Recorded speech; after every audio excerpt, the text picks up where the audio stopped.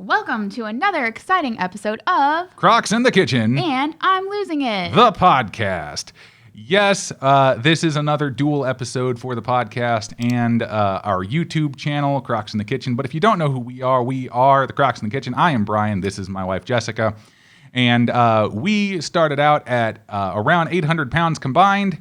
And we have slowly and steadily lost weight over the last couple of years eating a whole food, plant-based diet. And And along the way, we have needed a lot of help, especially when we were first getting started. We did not know what we were doing. We had no idea what, as far as recipes, what we were trying to make or anything like that.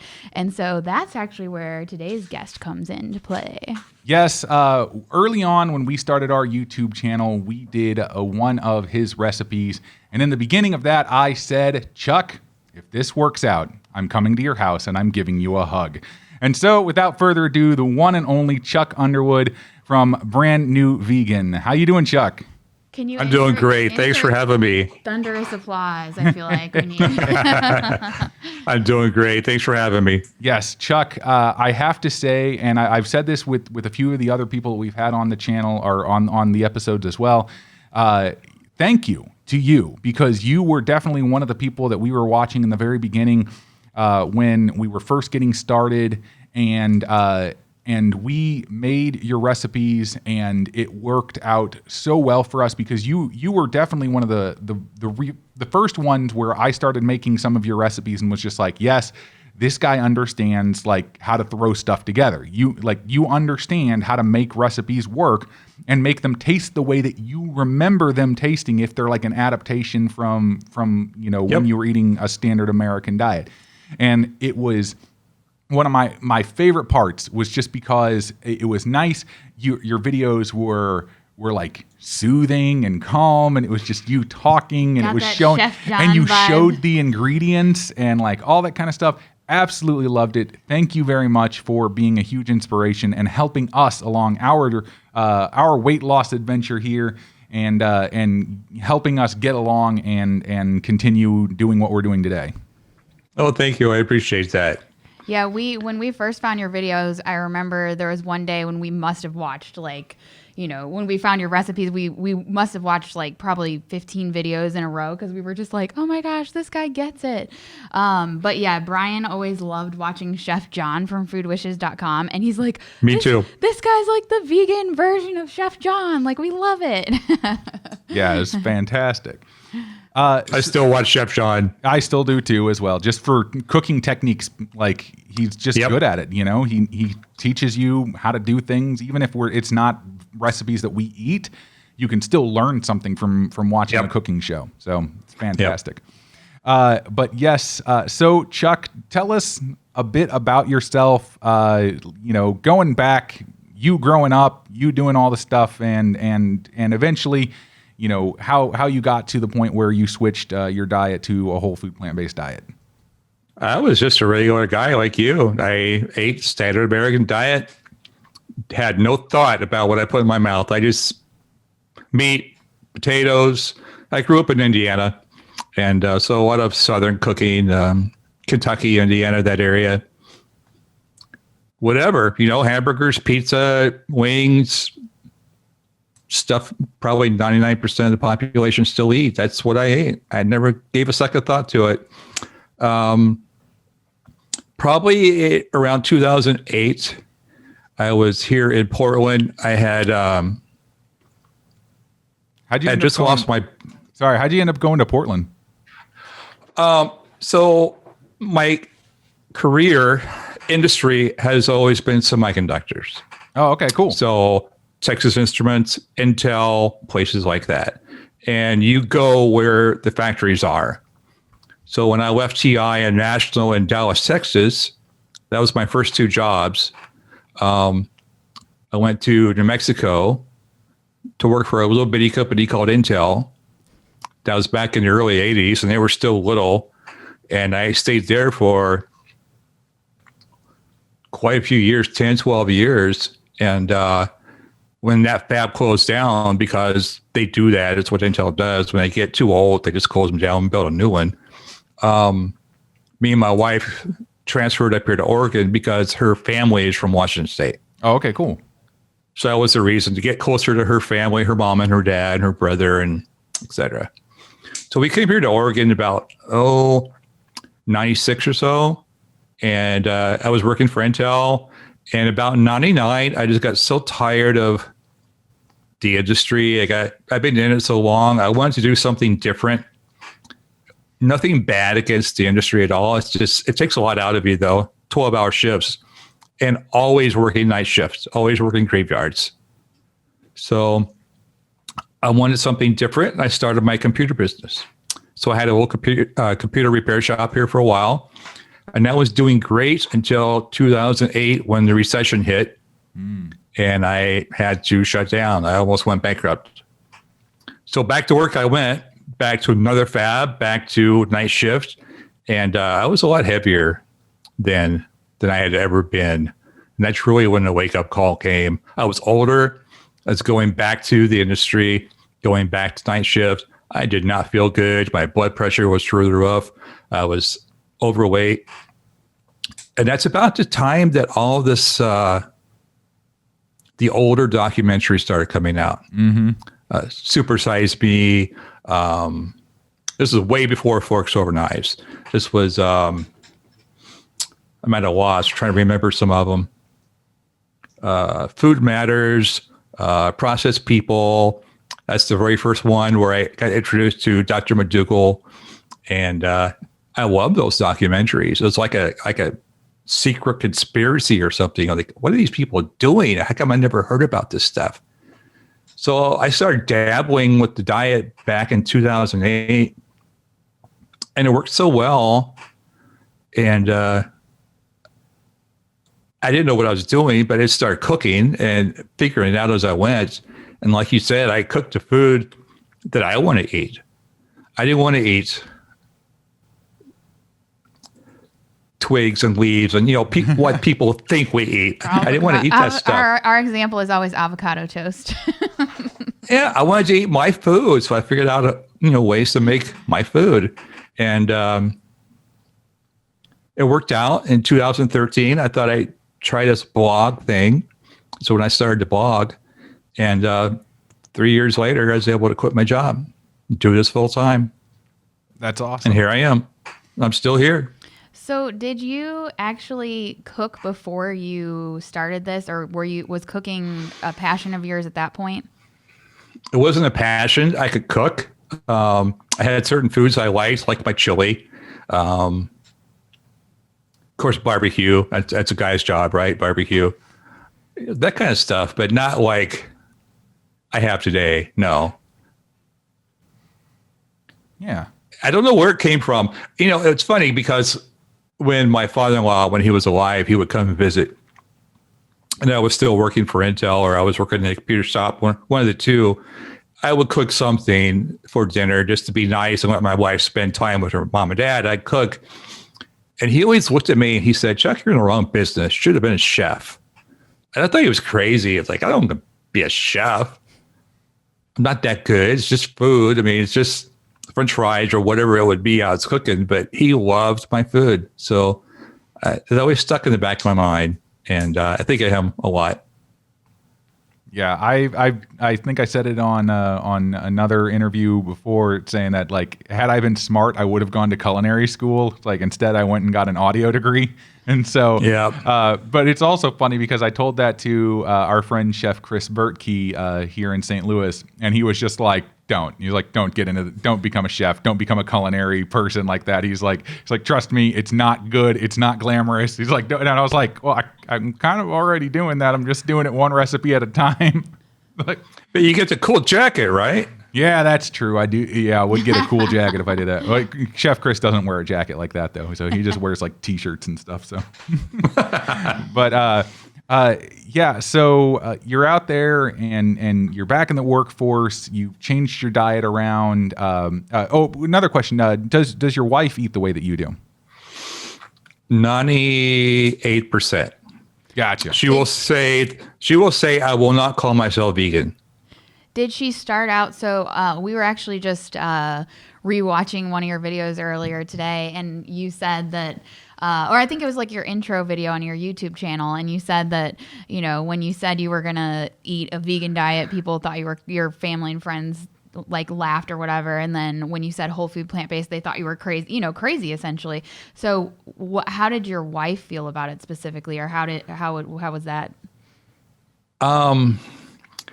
She supported my crazy idea. She didn't tell me I had to stop. I could do whatever I wanted as long as I worked a job and brought in money. But over the years, I think she's seen more and more how this really does work. And we've had some experiences of our own where, you know, like for me last year on the stroke, which was pretty scary at the time, but basically I had no effects whatsoever. And I was back to normal the very next day. And the doctors they couldn't believe it. And I told them how I eat. And they said, oh, well, yeah, that probably saved your life. So little incidents like that, I think she looks at that now and she sees, you know, this diet a lot differently than she did in the beginning. But in the beginning, she just laughed. She thought it was crazy. And her mom still does, so that's fine. I think I've seen you do videos or release some recipes where you said like, it was like your mother-in-law was coming to visit and you were trying to make something that would be familiar to her, but in, you know, the way you cook. And so it's always interesting. Have you had success with that, with, you know, family and friends of them eating your food and liking it? Yeah. She is my hardest critic, I gotta say. And I love her dearly, but, you know, there are certain people, and I think it's more of a certain age group, that's just the way they were raised. You ate meat at every single meal. And so what's for dinner, and you start with the meat, and whatever you throw on the sides for vegetables doesn't matter. Yeah. Are we going to have chicken? Are we going to have ham? We're going to have hamburger. Got to get your protein. Yeah. Yep. And she, you know, that's her generation, and she still thinks that way. But I've made a few chicken and dumplings with the cauliflower chicken and or soy curls or whatever. And she won't say she likes it to my face, but later she'll tell my wife, you know, tell Chuck that was pretty good. It's like, okay. All right. That's funny. Yeah, so far, my family has been they've enjoyed the food that I have made for them. So I've been quite happy and fortunate to not have like any extremely harsh critics. Or so they said. They said. Well, I believe my dad. My dad has no reason to lie to me. So. I tried to give my mom like a kale salad one time. That did not go well. No. Not a good thing to start out with. Here, have some kale. You gotta like ease her into I it, like you know. Kale. Kale's well, good. I know kale is good, so it's very chewy. I've got a lot of comments from people in the my Facebook group or on my blog, and I think it's just the fact that I cook the foods that I used to eat. You know, I have an SOS, right, chip beef on toast recipe. I have a chili. I have mac and cheese. I have our old comfort foods. That's what I wanted to eat, so that's what I made. And those are the recipes that the ladies tell me got their husbands on board. And she said, you won't believe it. One of them, I remember, I still have a comment somewhere. I copied it. She said, thanks to you, my couch potato husband, who would sit on the couch with his chicken wings and shredded cheese, I guess that was his dinner, is actually in this kitchen cooking one of your recipes. He likes it so much. And I thought, wow. So yeah, that is anyway, high praise. That's how I got started making the comfort food, and that's where I stuck. Nice. It seems to be working. So yeah, if you guys don't know, Chuck has an amazing website with tons. I mean, just you have so many recipes on there. It's just like crazy. I'm running out of ideas. And he also does a YouTube channel of, you don't do a video for every single recipe, but you kind of, I know sometimes you go back and make a video of older recipes or stuff like that too, don't you? I'm working on it. My YouTube was an afterthought. The blog came first. Yeah. And once I got the blog up and running and it was successful and I could stay home and be full time, YouTube got really big and I'm like, oh shoot, I should have done that.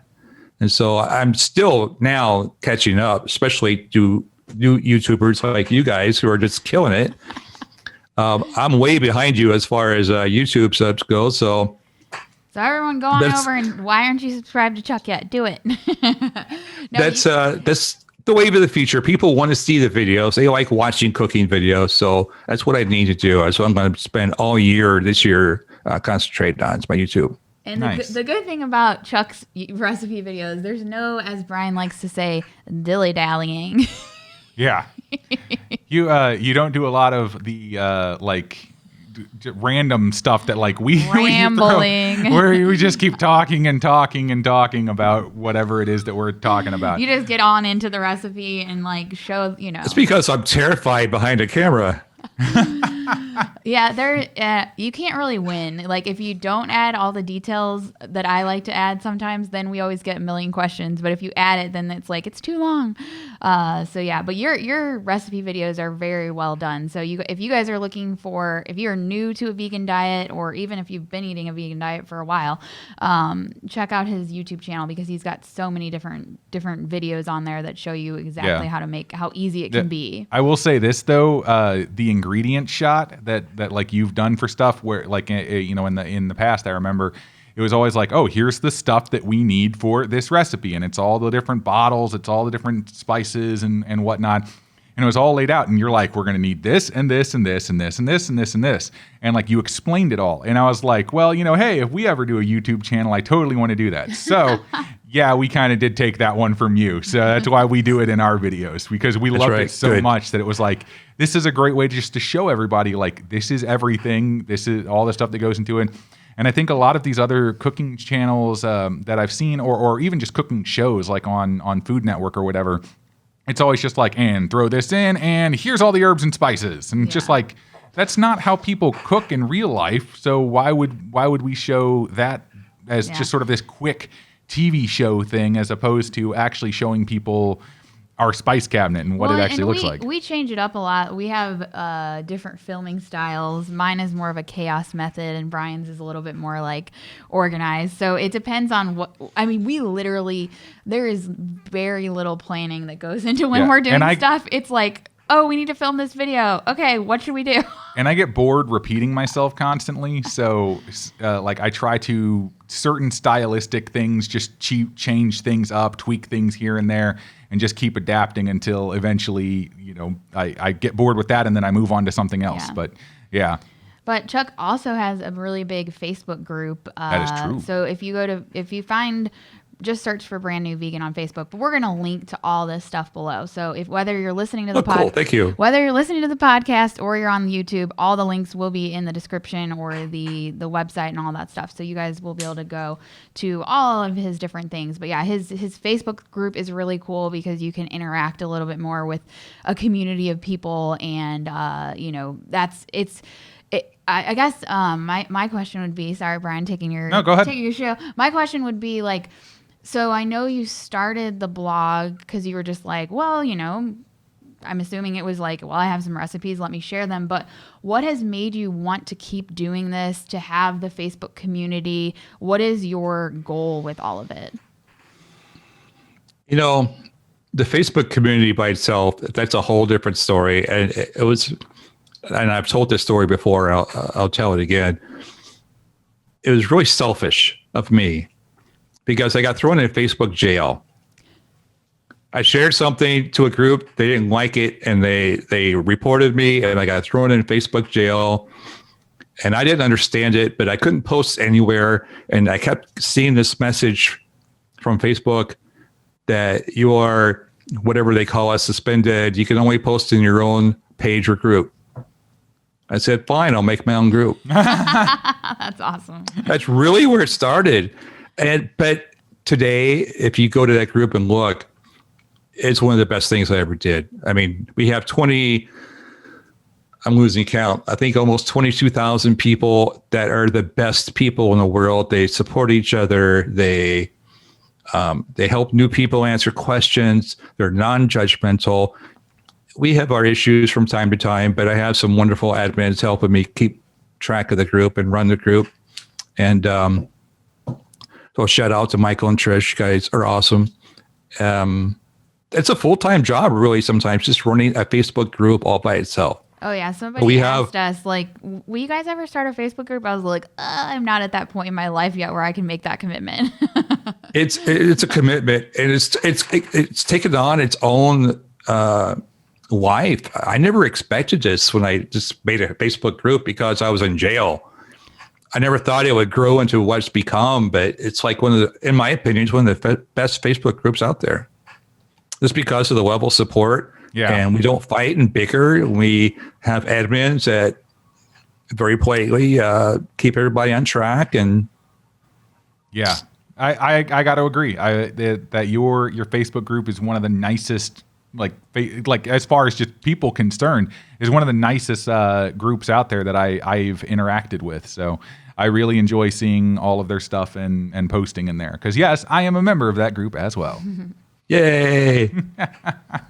So let's go back just a little bit here. So you mentioned having your stroke. So lead us up to kind of like how that happened. And I know you've talked about this on other videos before. Well, I mean, I know it's a stroke. You don't really know how those things necessarily happen, but they just do.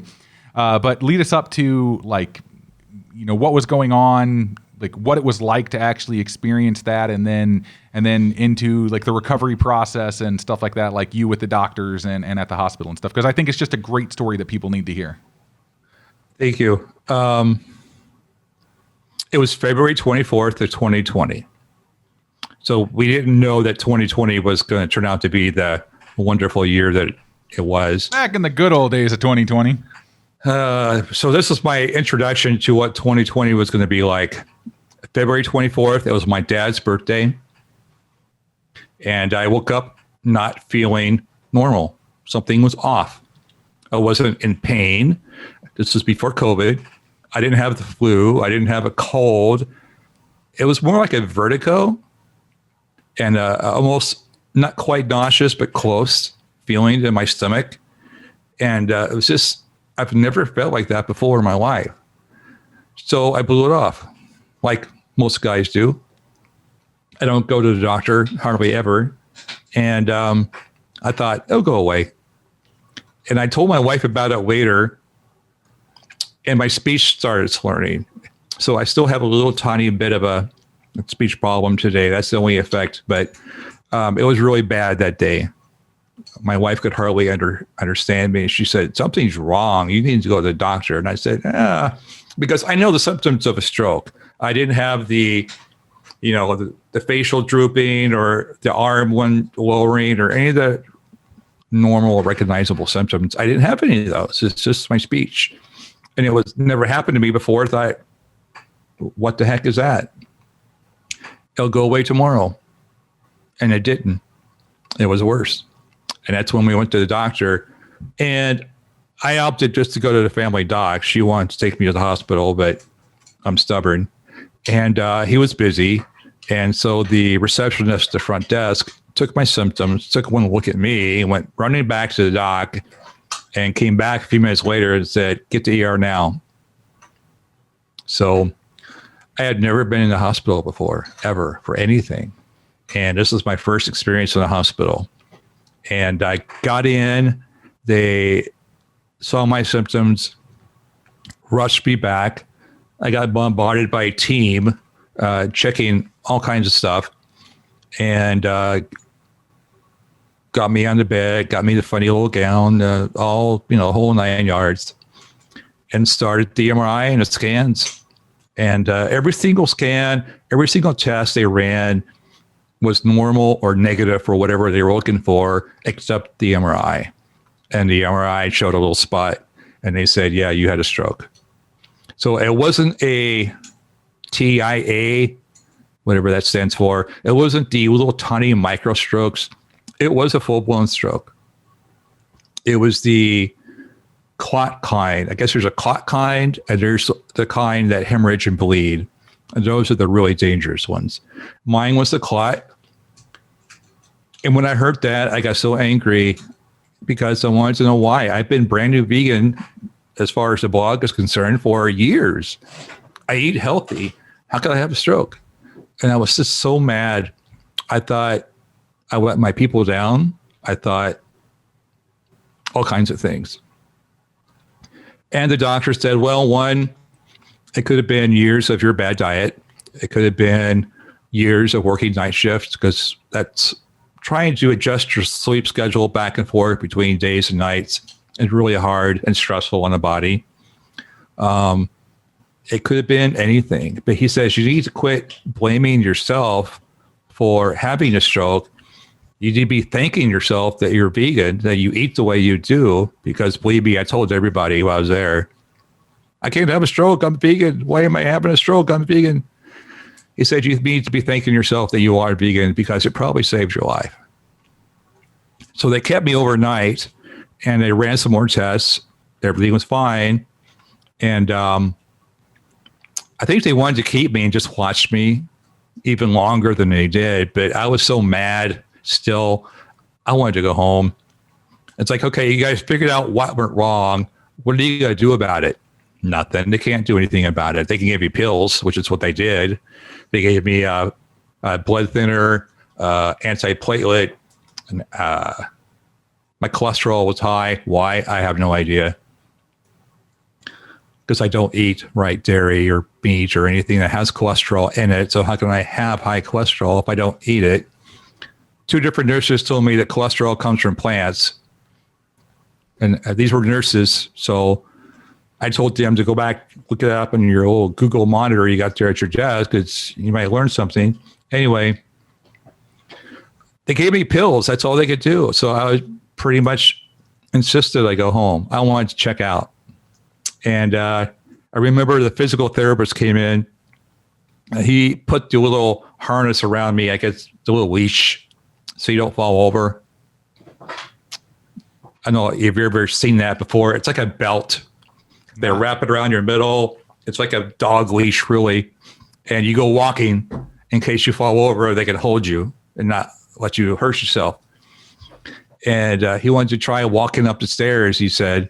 And so I jumped up on the bed. I said, you mean like this? And they about had a heart attack themselves. I was fine. I was feeling perfectly normal. I wanted to go home. And so they let me go. And as soon as I got home, at the insistence of my admins in my group, I told them what happened, and they broke out in tears. And because I wasn't going to do anything. They insisted I see somebody. So the only person I could think of was Dr. McDougall. And he lives right here in Portland. And I did email Dr. Esselstyn too. And he did personally call me. Wow. And he's the one that said, you live in Portland, right? You need to go see Craig. Craig McDougall is John's son. Craig used to be my doctor a long time ago. So I thought, great, I'll go see Craig, but how do I reach him? Oh, because I'm not with Kaiser anymore. I'll contact Dr. John. And so I emailed Dr. McDougall, and he said, you need to come to Santa Rosa and attend my 10-day, the Live-In Center. And so I was going to do that. I bought tickets, and I had a rent-a-car. I had plane tickets. I had everything set up. And then COVID hit. And they canceled it for the first time ever. Wow. And I thought, okay, now what?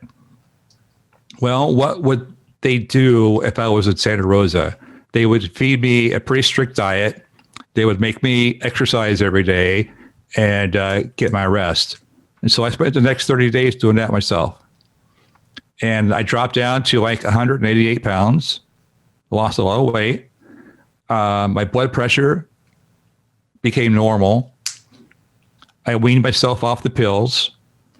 Within 30 days, I wasn't taking any of the medications they sent me home with. Wow. Now, I was supposed to go to a follow-up with my neurologist, and COVID hit. So at the very beginning, we weren't doing any of that. So I asked her if I could quit taking these pills, and no, you need to keep taking them. No, keep taking them. But I was recording my weight and blood pressure and everything every single day, how many steps I walked, all that. And I showed her my chart, and she said, well, you've done everything humanly possible to reverse your condition. I can't see you for your follow-up. I would like you to keep taking the antiplatelet, the Plavix, if nothing else, and call it into your pharmacy. And that's that. So I called, and she never filled it. Interesting. I called her back. She didn't answer. I don't know if she's still there at the hospital. I don't know what happened to her. I never heard from her again. I never took the pills again.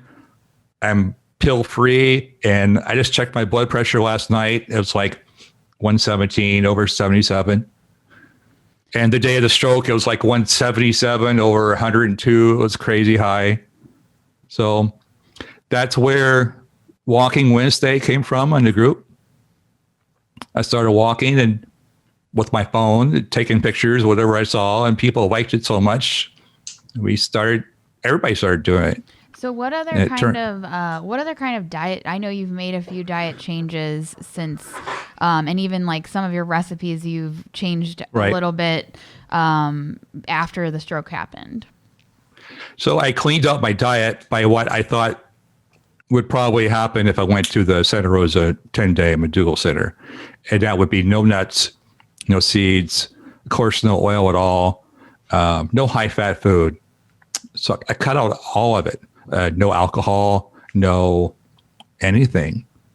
So I ate a starch. I basically did the McDougall maximum weight loss. Lots of starch, lots of potatoes, some veggies. I didn't do any bread. I didn't do any of that stuff for 30 days. So the tofu and the cashews, those were the biggies. I think for me, the peanut butter, that was a biggie. Cut that out. And of course the booze, the beer or wine, whatever. And that's how I lost the weight. So I've kept to that mostly. I'll still have an occasional peanut butter sandwich now and then, but not like I used to. I don't do cashew sauces anymore, not if I can help it. And I don't do seeds anymore. My wife loves tofu, so I have to have tofu once in a while, but that's it. I stuck to that same plan, and blood pressure's fine. Nice. I think that is a fantastic story of, it's like you said, I can totally imagine like being angry that it was happening. Like I totally get that. And then at the same time, just the fact that like the doctor's right, this diet, like what you've been doing for the last several years is probably what saved your life, because I've seen what strokes can do to people. And it messes them up, and like they don't recover from it. And you were up and about, so quickly. And I know your speech has gotten better and everything. Have you actually done like any sort of speech therapy things for it, or did you just sort of? I went to one session because that's right. Again, remember COVID had just started. Yeah. So everybody was freaking out, and so I did do one session, and it was basically, I don't know what you call them, just Sally cells, sheets, seashell, that type of thing. Yeah, I can't even say it now. I can't even say that. Word exercises and stuff like that, right? A whole bunch of those. She wanted me to practice. Well, and on your video, there's a video actually on Chuck's YouTube channel where he talks about having the stroke and everything. You actually had a clip that you'd taken maybe like 6 or 7 days after the stroke, and if you go and watch that video on his channel, you can see like what a major difference, like even from when you filmed that video and to today. Obviously, it's even gotten better. So that was Cannon Beach, Oregon. That's our family's favorite place, and my son came up from Texas after he heard that I was in the hospital, and he thought old Pops was going to croak, so he came to see me. He was pretty upset. Aww. But he came up to visit, and we went to the beach. That was like my healing place. And him and my wife were out on the beach walking. And I'd taken a video camera with me. And I thought, I got to tell my people, because nobody knew. My 2 admins knew in my Facebook group, and that's it. I got to tell my group sooner or later. I was just afraid that they were going to leave because They thought I was some fake or something. Like, how can you have a stroke? You're supposed to be healthy, that kind of thing. Yeah. But I think, I think the takeaway is like, that if you following this diet, it's not going to, it's only going to set you up to get through something like this better. Like, it's not going to hurt you. Yeah.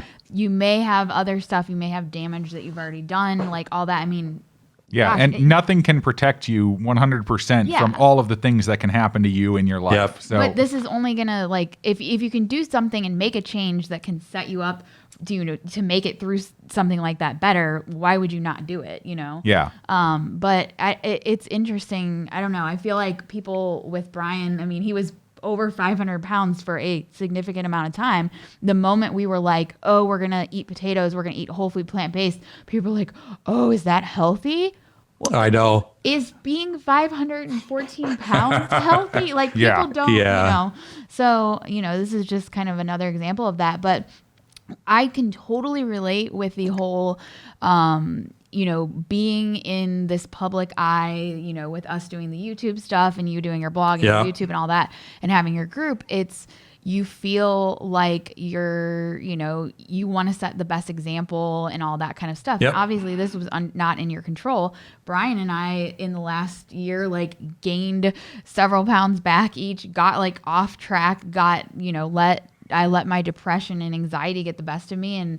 And that moment of trying to decide, do I just be honest and open up, or do I just disappear into a hole somewhere? And I feel like I've let these people down. And every time the answer is always going to be honest, and the people will benefit from it. People will learn from it. And, you'll have a few people who are like, oh, see there, that vegan guy, he had a stroke. You're going to get those people. Yeah. Those Crocs, they gained all that weight back, whatever. You're going to have those people no matter what. But I think the majority of people just want that real, honest thing. And so I feel like, I know it was a big step for you to take to do that. So I applaud you for doing that. Yeah. There are actually thumbs down on that video. Oh yeah. See, we get thumbs down on every video. I have a theory that there's 5 or 6 people, we're up to maybe 15 or 17 people who literally only subscribe to the channel just to thumbs it down. You know who you are, people. Actually, on one of the previous videos, I saw somebody comment, just to the 12 people who disliked this video, who hurt you? Yeah.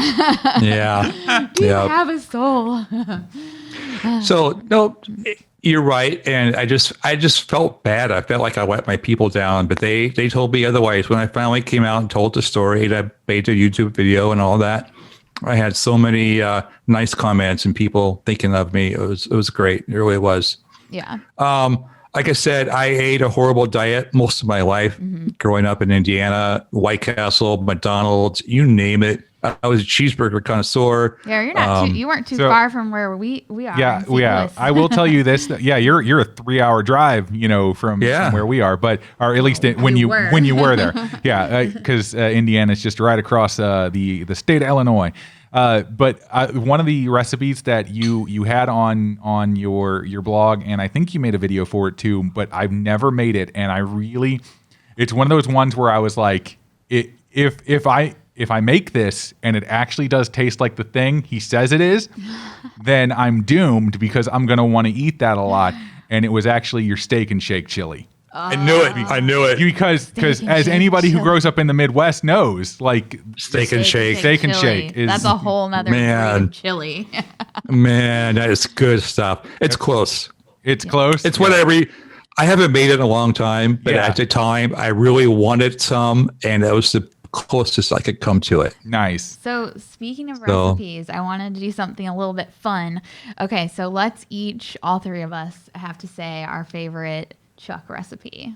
So you have to say your own recipe. So I'll start while you guys think. Go for it. Okay, my favorite, well, I mean, there's so many that I could choose, but the one that I've made the most frequently, I think, has to be your tofu feta, which you made a Greek salad, and there's actually I've never made the full salad with the dressing or everything, but the tofu feta it's just ridiculous. Like, Yeah. the flavors it's literally just tofu, and then like, it's got like red wine vinegar and like some seasoning. My wife loves that stuff. And like you mix it all together. I'm telling you, you guys, we'll link to that. Check it out. It's like you can throw it in a salad. I've had it like, what else? We've used it on like your little like Greek bowls that you like to make.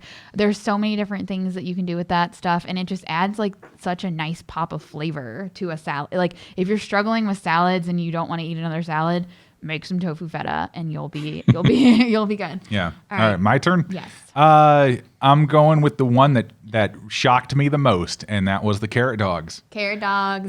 Because it is still one of these things to this day that if we ever make it, and like I remember I was in this office and we'd made it the night before, and I came to work and I had them there with me, and my coworker looked over and was like, "What's that?" And I said, "These are carrot dogs," and he gives me that look, like. What? What's a carrot dog? And I go, "Here, smell this." And I hold it up to him and he smells it and he goes just like, "Holy cow." He's like, "That smells like a hot dog." And I was like, "I know, right? But it's a carrot." When you open that Instant Pot after and like it's like the hot dog smell comes out, it's like, what? Yeah, that one shocked me the most. And that's why like we did the video and I did it. And so because of that, I still owe you that hug. Yeah, whenever we can finally make it. I remember. Yes. I was sitting on the couch and I was going through my phone and I stumbled on your comment and I was reading it. My wife was in the chair watching TV and I just started laughing. She goes, "What's so funny?" There's this guy, Brian, he's going to hug me. And I read her the comment and it was so funny. I know those are ridiculous carrot dogs because to me, I'm holding it, taking a bite, and all I see is a carrot.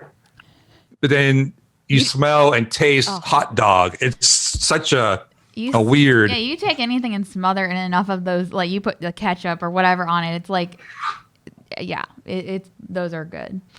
All right, so what's your favorite, Chuck? I think my favorite, and I don't make it nearly enough, is my chili, because I used to, when I worked the night shifts, I worked 3 and 4 nights straight. That was the way our shift works. You work 3 days, you get 4 off. You work 4 days or nights, and you get 3 off.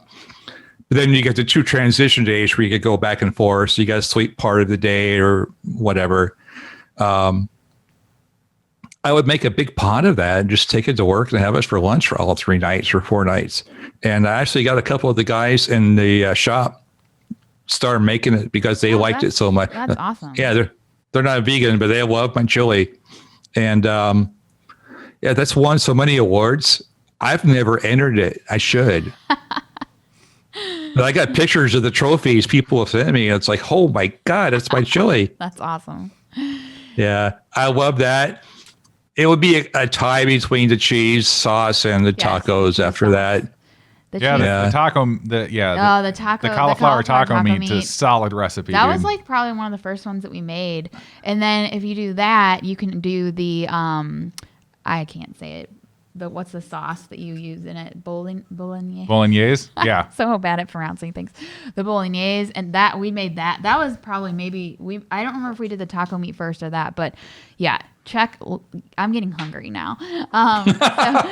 So check out all of his website below and check out all his really awesome recipes. It's seriously what our friend Martin, what does he call him? Like the wizard or I believe we called you the alchemist. Yeah, the alchemist. Yes.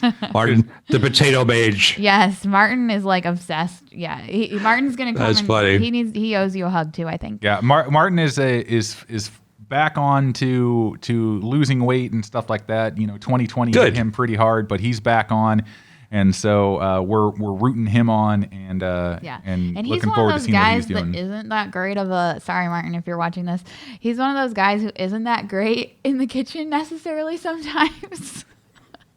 But that's where your stuff comes in. Like you don't have to. I'm telling you guys, his recipes are simple. They use ingredients that there's no weird, like crazy, wacky ingredients. I mean, of course, if you're eating this lifestyle, you should hopefully have most of these ingredients. But it's simple and it's just like it said, brand new vegan. So if you're new to this, start there. That's my pitch. Thanks. I had somebody in the group mention that it was a funny Facebook meme, but they posted it this morning, and it was about the same thing. There's a bunch of weird ingredients that most people never even heard of. She said, "Chuck, don't do this," or something like that. But Brian wanted. I use the stuff I have in my pantry. I mean, I'm not going to go. Whole Foods to me is like a 45-minute trip. Yeah. And Brian wanted usually, to do you wanted to do a recipe, and like one of the ingredients he wanted, I went to 3 stores and I couldn't find it. I was like, you cannot put this in the recipe. If people cannot find it within 3 stores, I'm like, I'm done.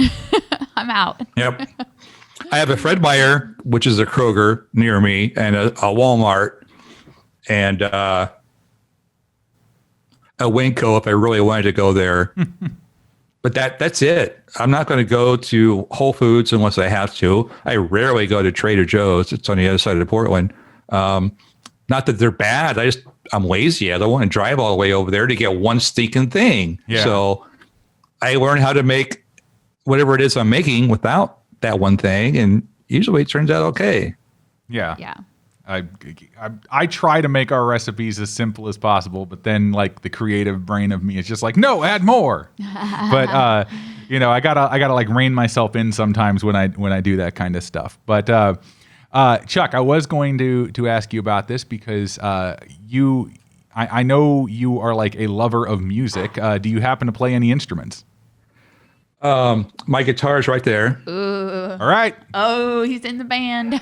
Would you like to join our fictional whole food plant-based band called The Sprouts until we have to change the name due to copyright infringement? Yeah, because someone else actually has the name. It's the world. Actually, I'm not a player. I got that guitar for Christmas, and I have not picked up a guitar in a very long time. Well, that's fine. You can hold it on stage. It'll be just the same. For you to pick it back up and play it, you got to join the band. I'm working on that. I'm relearning my chords. All right. Well, so years ago when I was at Intel, we had a garage band, Brian. Nice. Me and a best buddy of mine, and I was actually the keyboard guy. Cool. Yeah, and we called ourselves the Solar Street Band because he lived on Solar Court. And we were all Intel. We were all night shift maintenance techs, and we got together every Tuesday night in his garage, and we jammed. That's awesome. And we grew a following, and we had groupies. And it was a fun story. And I don't want to say how sad it ended because it was pretty sad. But yeah, John's no longer with us. So that was one of the killing points. But we had fun.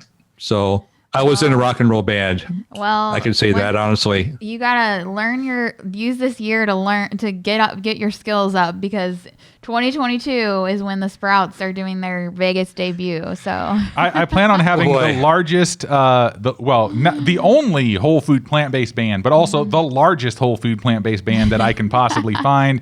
And so, when we start getting up to like the 20 members, then I'm going to be. We got a lot stoked. of people in this band. He thinks this is a joke. This is happening. It's a joke. You know who you have to ask? Who do I got to ask? Neil Barnard. Oh, really? He is a musician, and he has videos on YouTube of him playing. He is good. I did not know that. All right, we got to get him on the show and ask him. He's a rocker. Nice. He's a rocker. That'll be fantastic. That's awesome. So, do we have anything else? I think that's all I got. I just wanted to thank Chuck for joining us and taking the time to talk to us and all that. It's been fantastic, because this is like the first time that we've ever really like chatted with each other. We've talked on text or Facebook Messenger, but we've not had like any sort of face-to-face interactions, and I greatly enjoyed this. We should do it again. Oh, absolutely. Yeah, more often. Yes, we've done this with a few people, and I'm like, we should do this, but just not with the cameras. Just chat with these people, because that's like, I don't know. It's just like, I feel like you guys are our little group of people who understand kind of what we all kind of understand what we're going through and stuff with all this. But yeah. Also, go ahead. Sorry. I was going to say, I know what you mean, Jessica. I'm going through withdrawals because last year we had. Here in Portland on the Columbia River Gorge, they had this big Remedy food event, and Dr. McDougall was there, and Chef AJ, and Brenda Davis, and Dr. Milton Mills and Dr. Steve Olinda, and I can't name them all. The cyclist from the Game Changers, Dotsie Bosch. Yeah. She was there. So many people. And like you said, we were 3 days to be surrounded by people who get you, right? Yeah. And talking and eating with them. And True North guys, Dr. Weil and Dr. Goldhammer, they were both there. I had breakfast with Dr. Goldhammer. I mean, how often can you say stuff like that? It was awesome. So we didn't get to do that this year. I missed it. Yeah. So this is the next best thing. We should do it more often. Yeah, absolutely. Oh man, I was gonna ask one final thing, and I've totally blanked on what it is right now. Oh no, I wasn't gonna ask you anything. I was going to say that. So what? I keep saying this to everybody though, that you are invited to the grand whole food plant-based party that I plan on throwing in Las Vegas. I don't know when, but at some point in the future.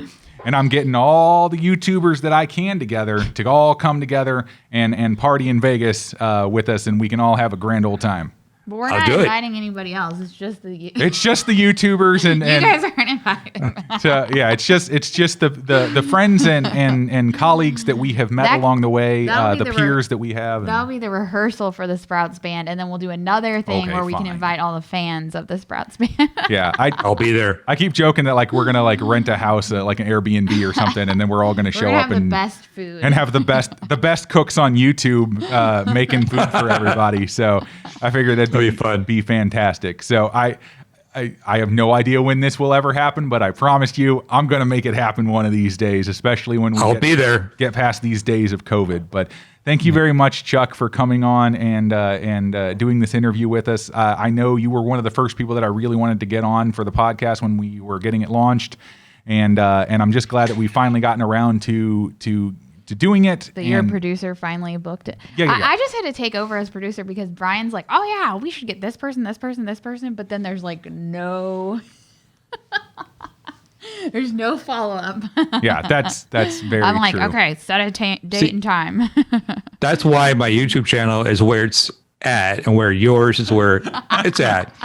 So, Jessica, I need to borrow you for a few months, and yeah, I'll get everything. I'll come over there with my clipboard. You're just gonna start marketing. I get my clipboard.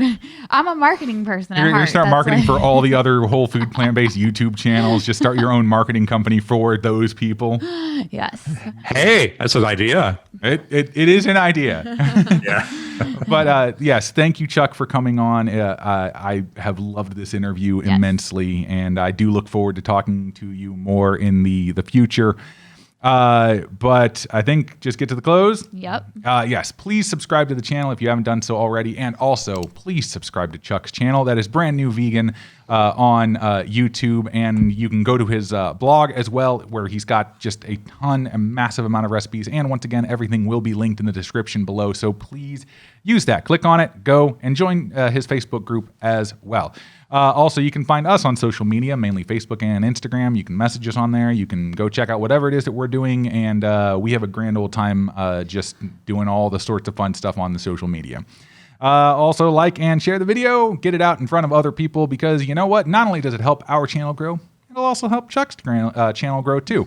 So, yeah, but I think that's all I got. That's definitely all I got. We will see you next time on Crocs in the Kitchen. Bye. Bye.